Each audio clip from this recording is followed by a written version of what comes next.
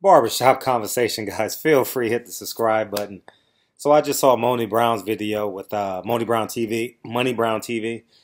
Uh, that's MONNIE. If you guys want to Google it.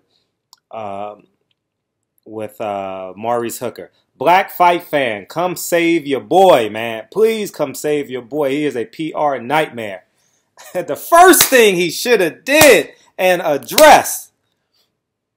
Man, I got into some trouble. I just want to tell all my fans I apologize. I don't know if he's done it already, but this is regional for him.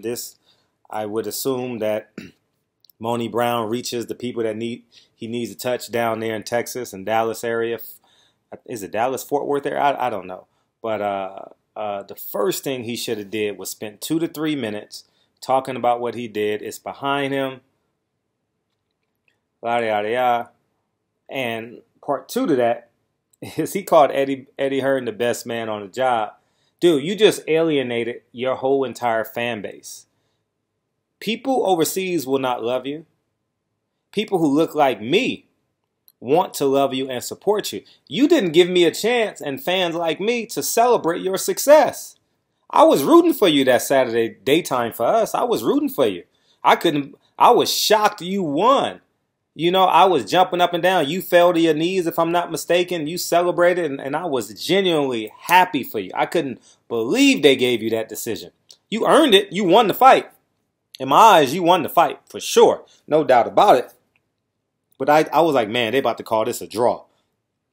And you pulled it off. And I want to celebrate you. Days that followed, you got caught in a DUI. And I'm unforgiving on a man that gets a DUI, and especially a man in the position that I am, where I can afford an Uber ride, where I have AAA and I can call AAA to tow my car and not sit in the passenger seat. And you're a very successful man. You have a belt. You're very recognizable down in your region. I thought you should have gotten an Uber or a Lyft ride. And so, but I just thought you not addressing this, you not taking the time to address it, is beyond me. Maybe the interviewer should have asked you the question. I'm uncertain of that, but you should have brought it up. You should have apologized to your fans. I know I got some young fans out there who look up to me. I genuinely apologize. It won't happen to me. It was all my fault. I don't know if there's litigation involved, but even if there's litigation, you just simply want to apologize and move on. Put it behind you. Humans are the most forgiving people on the planet. Well, duh, that makes sense. We are so forgiving. We want to forgive you. You know, I'm not holding this against you. I'm using this as a moment. And and just to take it a step further with my subscribers, take it head on. Take the issue head on, man. Own it. Own your mistakes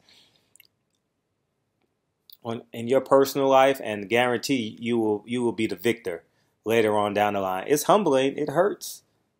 But long term, you know, drop your pride and move on. I was just insulted not insulted. That's the wrong word of choice. But just, I couldn't believe it. I'm waiting on him to address the fact that he got a DUI.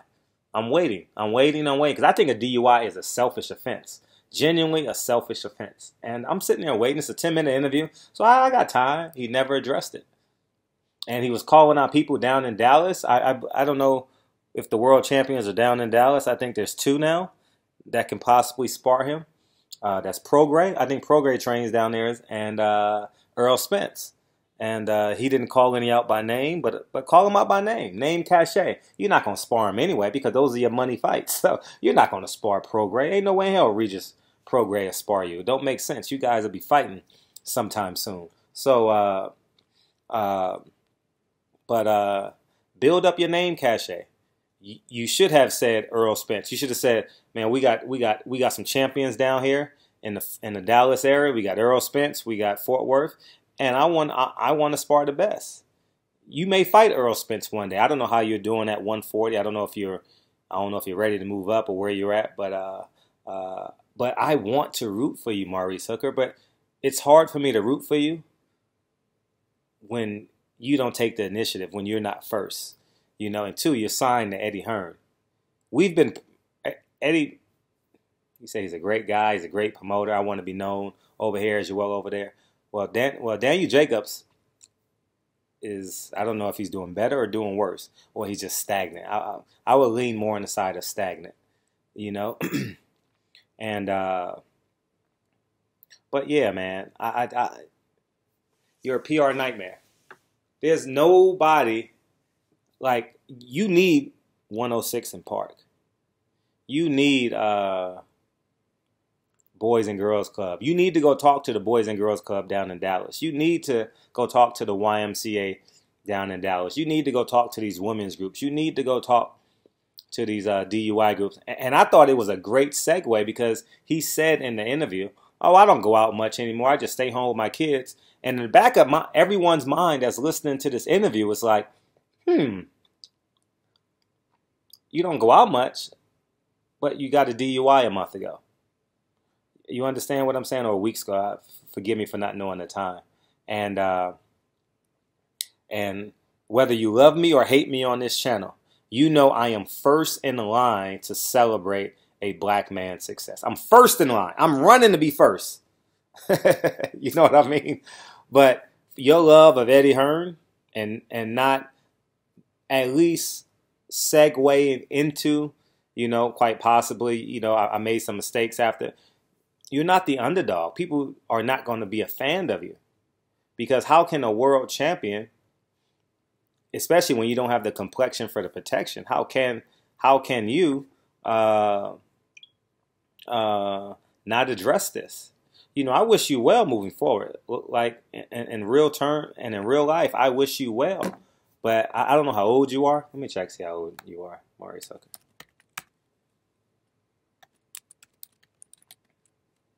Maurice Hooker. Box rec. He's 28 years old. 1989. Your birthday's coming up, King. 8/7. Your birthday's next week. Happy early birthday, King. Happy early birthday, man. And you're 24 with 3 draws. Wow, 24-0-3 with 3 draws. You won 6-9. So that's literally 2 months ago. You beat Terry Flanagan, as everyone knows. And, you know, we want to root for you, man. And I say this, I've never covered your fights. I've never met you. I followed you. I've rooted for you. I know you've been the underdog because Earl Spence is swallowing the Dallas and Texas region. I know he may be taking some of your shine, not intentionally, but because he has a bigger engine behind him. You know, he has the PBC and Al Heyman and Showtime. He has money behind him to propel him, and he's been on TV so many times. You understand what I'm saying? So, you know, but I genuinely wish you well. I want the best for you, and hopefully we all learn from this. You know, I'm sure I can be a better journalist, reporter from this, and subscribers can be a better person, can be more responsible as it relates to drugs and alcohol, and you can be more responsible as it relates to drug and alcohol, and more importantly, and I know we always want to say that it's a private matter and give him his time. He's a public figure. When you're a public figure, everything you do in the public is public, will be critiqued publicly. What you do in your home, what you do in your bedroom is totally private. But when you go outside your front door and you're caught by the police, DUI, or a fan watches you give a homeless man $100 and it goes viral, it's the same. It's the yin and the yang. You understand what I'm saying? So maybe you need to do some PR stunts. Maybe you need to do some PR stunts of you like giving away your boxing gloves and set it up. It happens all the time. You know what I mean? You have to make me a believer in your character. All right? Right now, I am not 100% a believer in your character as a man. Just being real. I've never met you. I look forward to meeting you. I'm going to have to meet you one day because you're going to have to fight a PBC fighter eventually, or now you're on Eddie Hearn's card, and maybe on October 27th, they're supposed to be out here in LA, so maybe I'll catch you then. I would love to meet you, and hopefully this video gets to you. I don't know if you watch my channel or not, but I just wish you would address this just from a man's perspective. Just get ahead of the machine. Get ahead of people saying, "Oh, you're a piece of shit. You're this. You're that." You know, you're a world champion. Act like a champion. Act like a king. Own your mistakes. And this is the first interview I've seen of you since you've won the championship. And I know you've done interviews in the past, so maybe I've missed the ball. But I thought this was a perfect segue for you to sit down. Y'all probably should have sat down and did this interview and had more of a conversation, because I felt like y'all knew each other. You know, I genuinely felt like there was some type of kinship between y'all two. On what level, I don't know, but I felt like y'all knew each other. And but yeah, man, you should have addressed it. Maybe the interviewer should have asked the question, would you like discussing? I don't know how you trans, and I don't feel the energy of the interview. So if I was there, as a matter of fact, the interviewee, he should have whispered in his ear, "I'm going to segue you into your DUI case, and I'm just going to prepare you because it has to be discussed. You know, you're 2 months in. I haven't seen you since.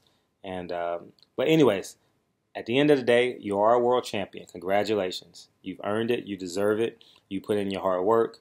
No one can ever take something from a man that he's absolutely earned. You got to work on your PR stuff. You know, I want you to win at the end of the day, but you got to help me. You know what I mean? And I'm the easiest fan. I am the easiest person that can support you. The easiest person. And not me. I'm talking about my profile. I love boxing. I love black fighters. I am the easiest guy. So Black Fight Fan, hit your boy up. Hit your boy up and tell him he needs to, he signed to Eddie Hearn. It's going to be hard for us to support him publicly. But tell him the white fans won't love him. Every time you go across the pond, they're going to root for you to lose.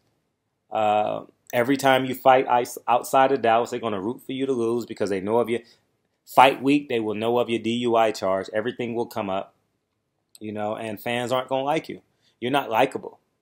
You know, not likable in terms of person to person, but your profile isn't likable to black fight fans like us. Like, we don't like Eddie Hearn. Your character is questionable. And you don't discuss it. So, anyways, man, hope you get this video. Black Fight Fan TV, call your boy, man. I know you got a connection to him. Call your boy. If you want, I'll interview him. Send me his contact information, and we'll go forward from there. But you are not an underdog anymore. You are a champion. You're a champion. You got that belt in your house. Maybe it's not there yet. But I got to take this call. But anyways, man, Barbershop Conversations. Feel free to hit the subscribe button. And I'll talk to you guys real soon. Peace, guys.